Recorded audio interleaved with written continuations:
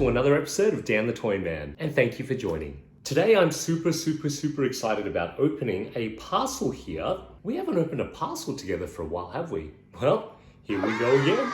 Recently, my good buddy Bob and I did a trade, and he happened to surprise me with this wonderful figure that the head is custom, but the body is from a figure that I've been looking at for quite a while. I'm super excited because I haven't seen it at all, but judging from this wonderfully crushed package, hopefully it's okay. Without further ado, let's pop the box.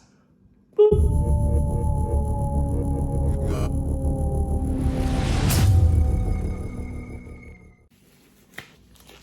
What do we say before we pop open the box? Say it with me now.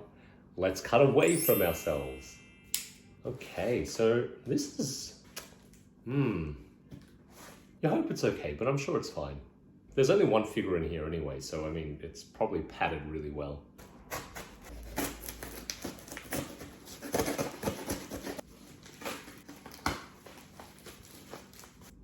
So there's a... All right, it was padded very well.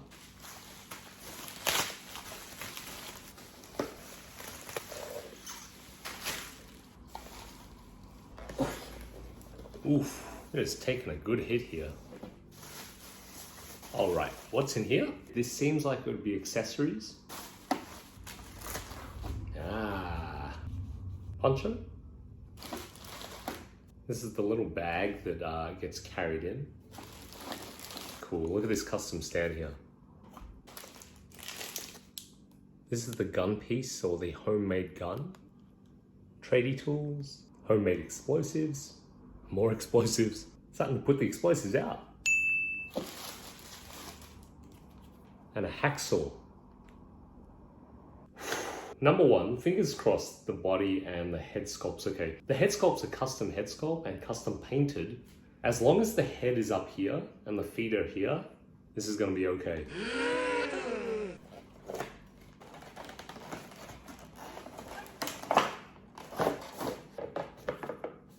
So we're okay because the feet were at the bottom. Look at that hit. That's okay though. Jackie Chan's taken a few hits that are harder than that. You can see his silhouette.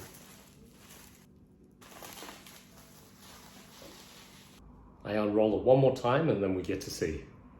I'm like so excited. Okay, there's one extra roll. Okay, haven't seen him yet, still covered.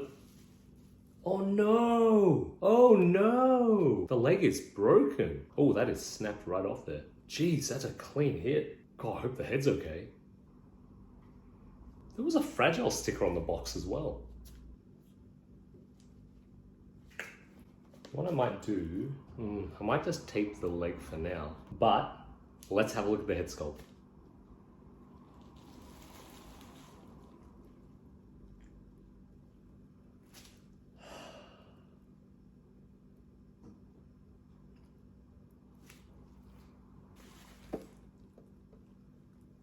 Oh my gosh, that is the most spot on Jackie Chan sculpt. Holy cow. Wow. Jeez. This is like a miniature Jackie Chan. This is literally mini Jackie Chan. Okay, let's fix his leg first. I might just tape it.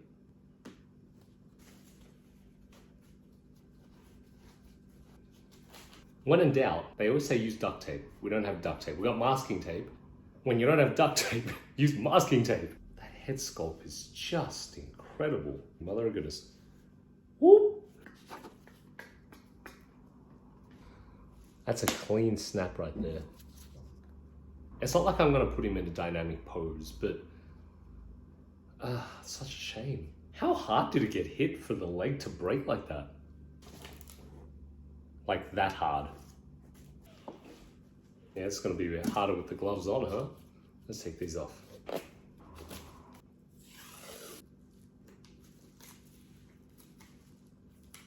Such a shame with the leg though. Now the good news is, with a body like this, you can replace it with pretty much any standard body. Reason why I'm keeping this body is because the artist who made this chose a body that was a little bit more solid and had a little bit more weight to it. You can also tell the extra padding around the waist here just to kind of give it that fullness. While I can use a stock body for it, I think I'm just going to continue using this body for now. For the most part, I was going to have him standing pretty much as he was anyway. He's intimidating and looks awesome as he is, so... But you take the good, you take the bad.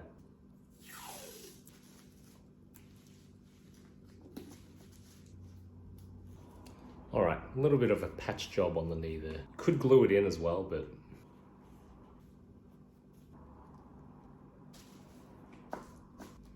Okay, that'll hold. The outfit that Jackie's wearing here is the outfit that he wore in the last action scene of the movie The Foreigner. This is when he went in to pretend to be a boiler repairman and infiltrated the apartment, and there was a very epic fight scene there. I'm just trying to think, there isn't many films where Jackie Chan actually uses a gun. In this one he did, but not as a primary weapon, so he's using it as an accessory. Because we all know his real weapons are. And goodness beware if there's a ladder or a vase, or if he says the words, "I don't want any trouble." Pop on the vest, see how we go. It was a rough transit for you, my friend. Tiny little 1/6 scale zippers.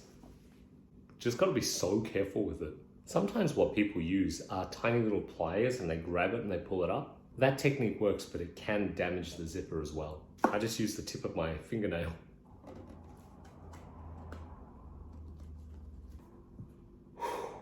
Okay, it's just an incredible head sculpt. This was the poncho that he used when he's in the back of the bus and he's holding the dog. This is when he escapes from the action scene. That was tempting to put on, but no, you know, I think I'll just get him holding the bag and just having him ready for action like this. Something that's also good is when you futz with a figure and you play around and you're fitting the clothing, it always helps to try to pull or move the clothes so you can cover the joints. Covering the joints gives you a more realistic kind of look for the figure. When you have a head sculpt that looks this good, but then you look down and you see the ball joints, you kind of go, oh, wow. If I'm not mistaken, the clothing set here is actually from a company called Craft One. Craft One did a third-party figure of Jackie Chan in The Foreigner. The head sculpt though, definitely was very far apart from how good this one is. This head sculpt here was actually done by a company or a gentleman named Duke Avocado. I don't know too much about Duke Avocado, but I do know that his work is pretty damn awesome. My friend Bob and Adam also got an Angelina Jolie sculpt from Duke, but it looks like the type of work that they're doing, maybe customizing, printing, painting. If this is an indicator of the type of work that they're doing and this is the benchmark, this is a very high benchmark. That head sculpt is stunning. Like, I can't even tell you, like, it's just one of those weird things where he just jumps straight out and he's like, surprise, Jackie Chan. I've been a Jackie Chan fan for like, you know, years and years and years. I grew up in the 80s, 90s, and 2000s just watching him. My favorite, Armor of God, Drunken Master, Rumble in the Bronx, Rush Hours, you know, it goes on and on and on. Police Story, oh my gosh, it just goes on and on. There's a lot of Jackie Chan sculpts out on the market. None of them are as good as this one. There is a Star Race one that is actually very good for a young Jackie. This is the best older Jackie, by far, hands down, that I've seen. As I always say, as a disclaimer, this isn't a product review of any sort. This is just me opening a wonderful toy and then sharing it with the lovely audience that is you. It's just amazing to see just a childhood hero come to life like this. The film itself, The Foreigner, I also really enjoyed. It was awesome to see Jackie Chan mix in his action, his martial arts, also his dramatic chops. It's funny going back and watching some of the moves that he does in that film because you see some of those, especially when he's spinning or twirling or using whatever's around him in the environment. Usually it's done in a comedic sense. In this case, in The Foreigner, it was done in a very dramatic action kind of survival way. Jackie's body will just keep pushing him through to do action movies as much as he possibly can. But for me, this is one of his best action movies that he's done in a very long time. I did really enjoy Shanghai Noon and Shanghai Nights. Actually, I remember Noon more than Nights. If I really wanted to, I could use this head sculpt, change the clothing, and make a Mr. Han from The Karate Kid. And I'm just thinking in my head, wax on, wax off. Then you've got, pick up the jacket, take off the jacket, put on the jacket. Ah, it's so good. Just Jackie, man. But it is wonderful to have Jackie Chan in the collection. This is a true tribute to the wonderful accumulation of film. And here he is. the man, the myth, the legend. And I'm so glad I got to share it with you, you wonderful audience. But until next time, collectors look after collectors. Be safe, be well, and I'll see you in the next episode.